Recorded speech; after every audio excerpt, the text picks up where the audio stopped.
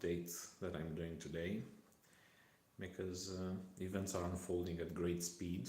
So I'd like to reflect a bit about something that I've done a few videos on previously, which is the Romanian national identity. So as you probably know, if you're Romanian right now, there is a crackdown on this organization or on several organizations which base their identity on the Iron Guard from the 1930s.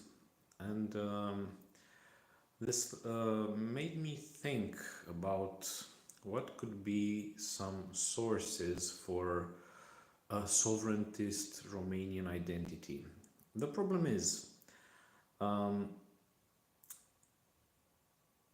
every country, if it wants to develop its own national identity, needs to base it on some things from the past.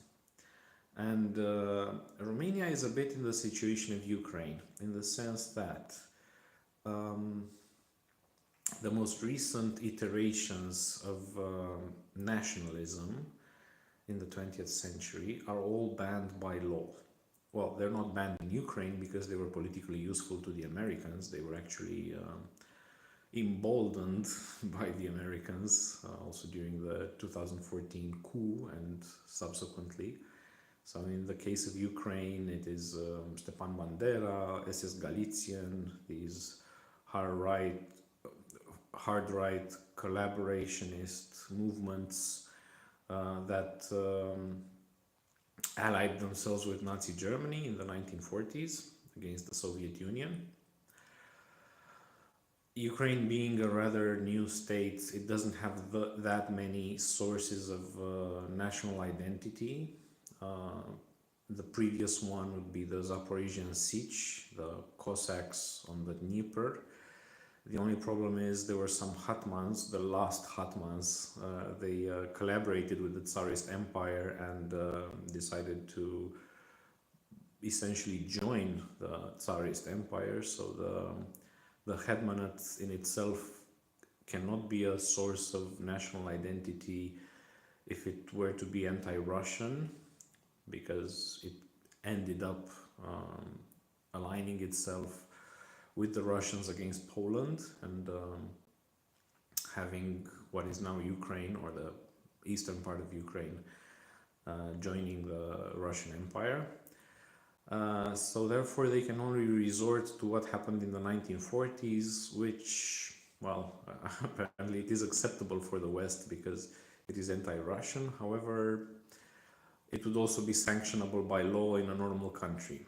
Romania is in a similar situation because in the 20th century, the two political movements, or I would say even the three political movements, which were a source of Romanian national identity or of opposition to the, let's say, globalist system, are all banned. So on the one hand, you have the hard right movements from the 1930s, and here there's a plethora of organizations, not just the Iron Guard, but also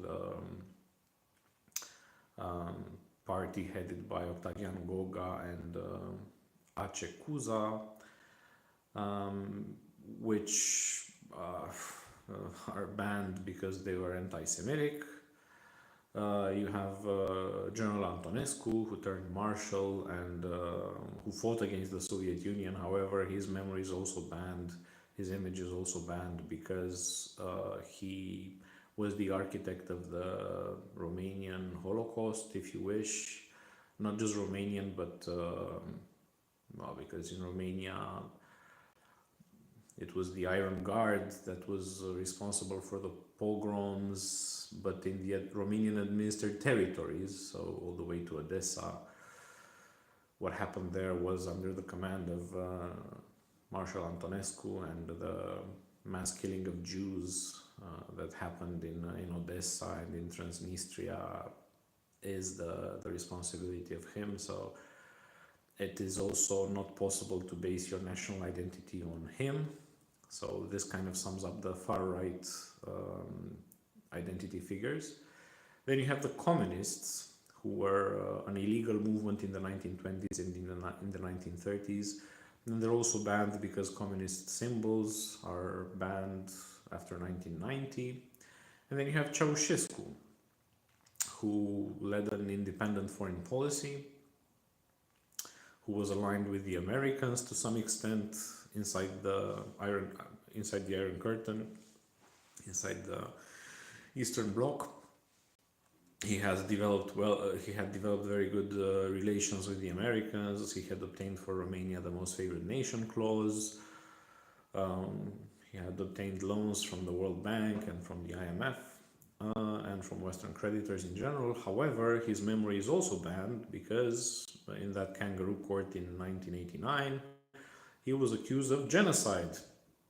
It's hard to determine who he genocided because the population of Romania grew rapidly under his leadership, but that was the charge brought against him, and by law it is prohibited in Romania to worship the image, to promote the image of historical figures who were accused of genocide. I think Vlad the Impaler, stands a greater chance of empirically being proven to have carried out genocide rather than Ceausescu, but this is what the law says. So, and there are other countries in Romania's vicinity who do not have this problem. So, for example, in the case of Bulgaria, you have the First and Second Bulgarian empires. They developed a language of culture, Church Slavonic, as it is known in the Eastern world, which was also the official language of the Romanian principalities up until the 1700s. So Bulgaria has this source of national pride.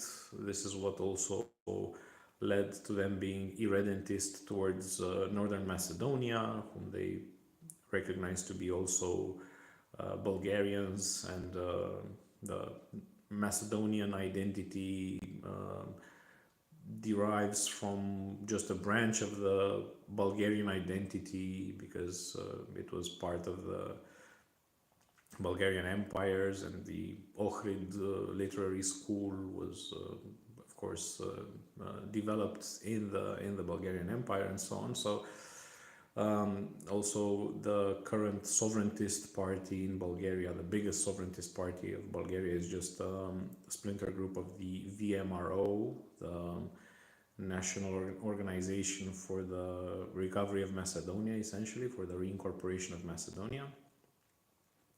In the case of Hungary, there's no question on what they base their national identity, because they used to be a kingdom, quite a successful kingdom in the Middle Ages, and they were part of the Austro-Hungarian Empire. They were half of the empire, therefore you could say there is also the imperial legacy there. In the case of Serbia, of course, they have the Serbian Empire and the successful Ottoman uprisings that led to it becoming autonomous on its own without the interference of Russia, as it was in the case of the Romanian principalities and in the case of Bulgaria.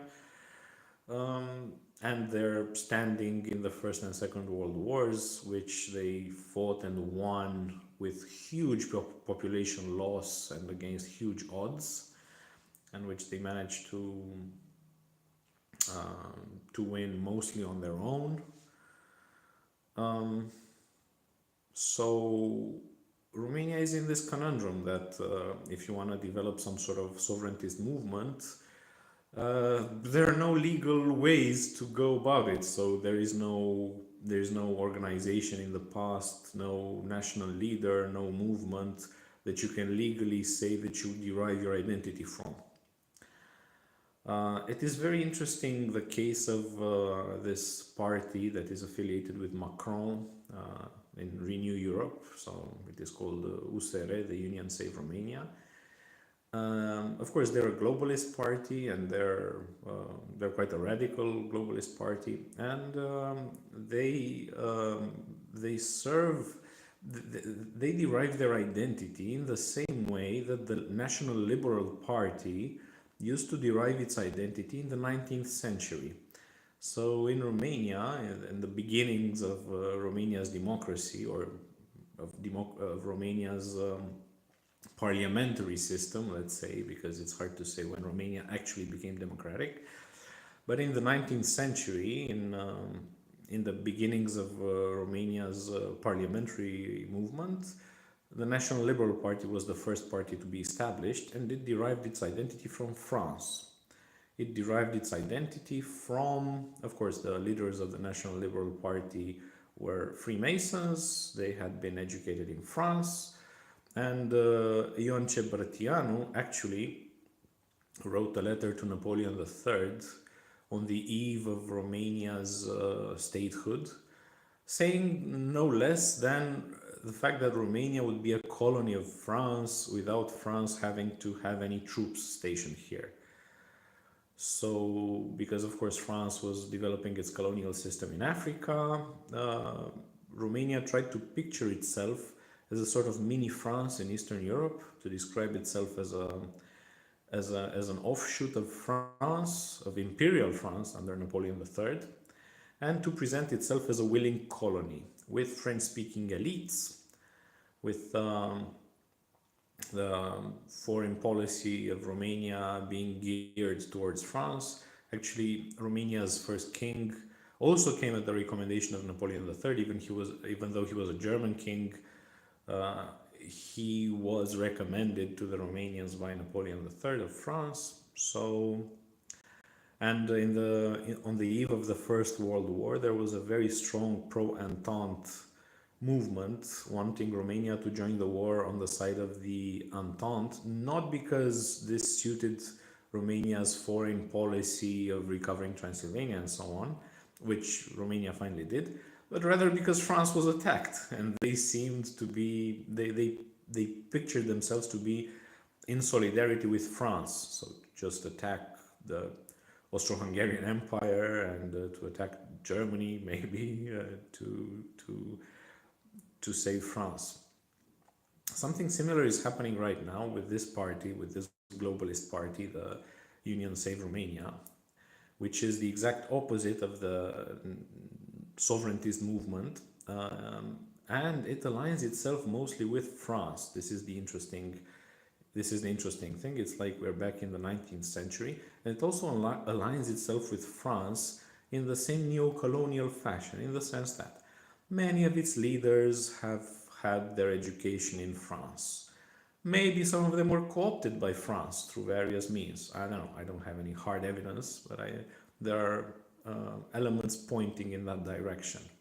Also, their presidential candidate, Elena Lasconi, had been endorsed by Macron right before the second round. So Macron issued a video statement in support of Elena Lasconi. Also, Elena Lasconi had visited the French embassy prior to the elections. There seems to be quite a strong support from France coming towards this political party. And it also makes sense because in the current crisis that the European Union is facing, France is the most autonomous player, given the fact that the European Union doesn't have much autonomy to begin with.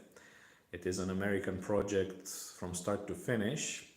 But given Donald Trump's possible disengagement with Europe and with NATO, it is Macron and it is France who kind of took the lead and is trying to project some sort of autonomous European policy. He was even speaking about a European army before the war in Ukraine broke out. So France is the most autonomous player in Europe right now, also given Germany's current downward spiral, because its gambits in collaborating with Russia eventually failed, and probably it was sabotaged by the Americans through Nord Stream and all that. So in a sense, Romania is now the Romanian political spectrum is divided between the French direction and the sovereigntist direction. And the French direction goes along the same coordinates as it did in the 19th century. It's interesting that in Romania's national identity, in the equation of its national identity, the Latin origin of the Romanian people plays the most important role. However, in the 19th century, this was exploited, or we can even start in the 18th century. So, in the 18th century, Romania's the Latin origin of the Romanians was exploited through the first nationalist movement, so to say, in Transylvania, where Romanians that had affiliated themselves with the Catholic Church uh, demanded political rights for Romanians on the basis of the fact that they are Latin. Then, when the Romanian principalities were still tributaries to the Ottoman Empire, it is the national liberals who described themselves as Latin because they wanted the patronage of France. And subsequently, in the interwar period, Romania's nationalist movement um, started to affirm its Latin roots because of the events that were unfolding in Italy and subsequently Mussolini's rise to power and the rise of Italian fascism. So the Romanian national identity started to be described in Latin terms in order to align itself with that, with Italy and Mussolini.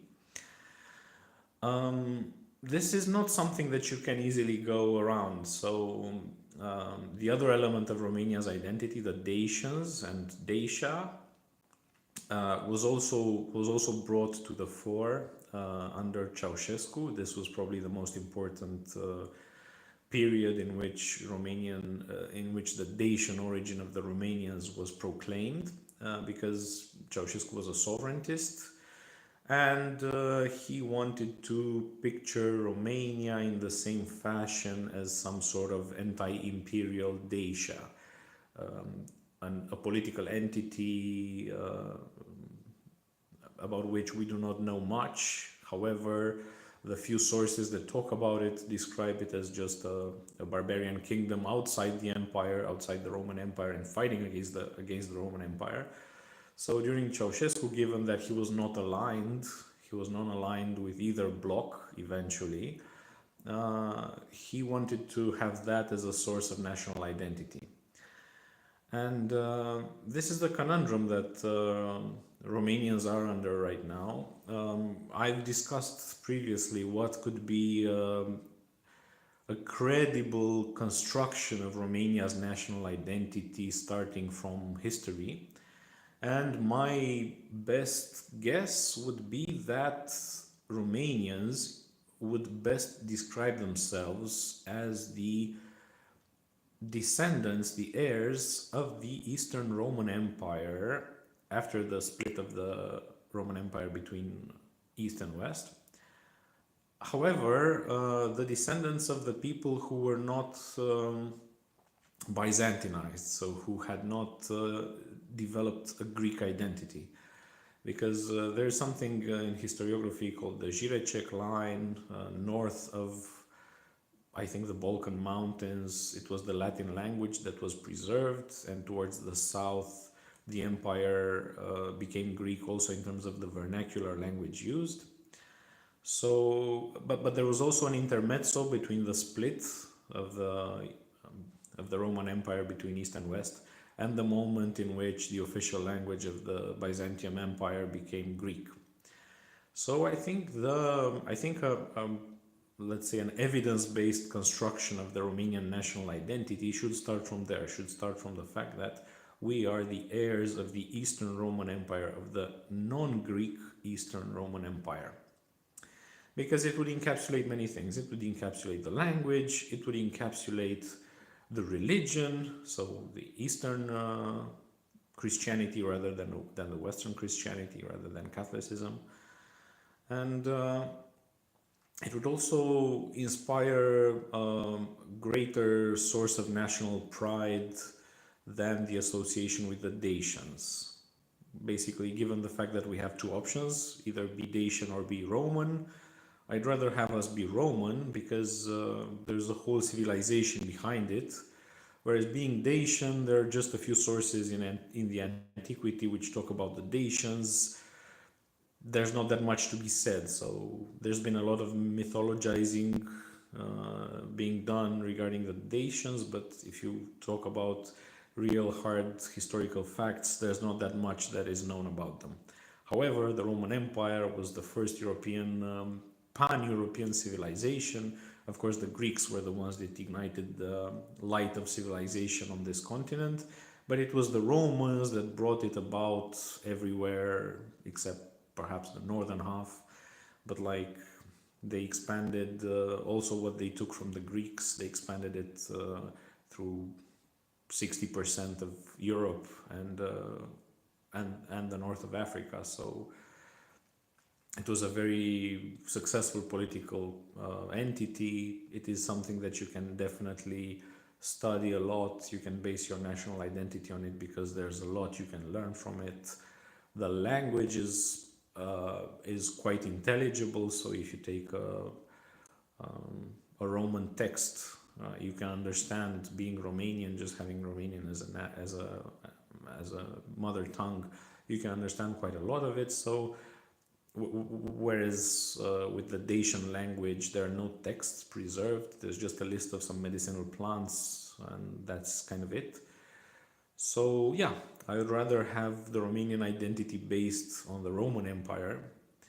However, a new iteration is needed. So after the Transylvanian school, after the French-oriented liberals of the 19th century, after the fascist-oriented legionnaires from the 1930s,